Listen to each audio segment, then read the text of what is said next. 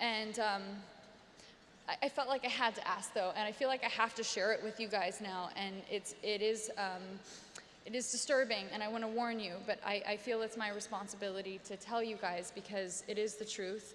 And I believe if we all knew this, we would dedicate much more of ourselves to stopping it. So when I asked what child pornography entailed, yes, it's nude images of boys and girls under the age of 18. But now, because of high-speed internet, it's also videos very prominently. And videos of kids, and by kids I mean prepubescent, visibly prepubescent. And they make the distinction because of the internet and there's so much content, these pedophiles are desensitized. Because of that, the kids are getting younger and the content is getting that much more devastating. So when this law enforcement officer told me this, I asked him how young are the young kids he's seeing, and he told me infants. And I have a 6-month-old baby.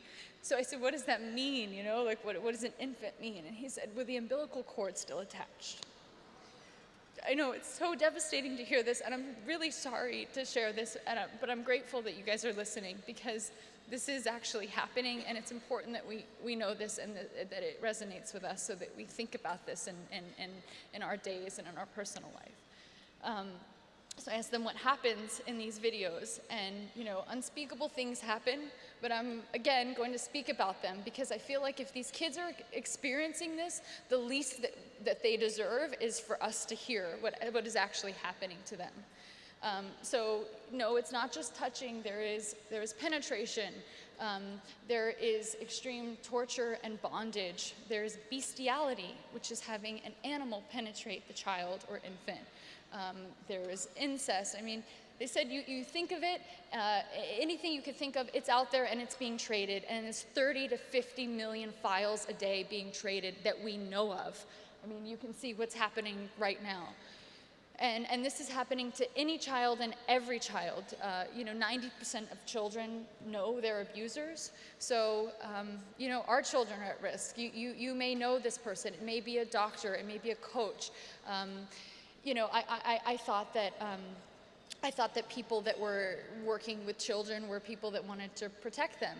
But oftentimes these people who have this propensity for wanting to lure children, and they find out a profession that gives them access to children.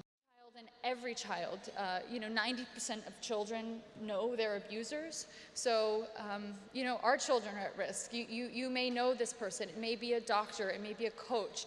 I thought that people that were working with children were people that wanted to protect them.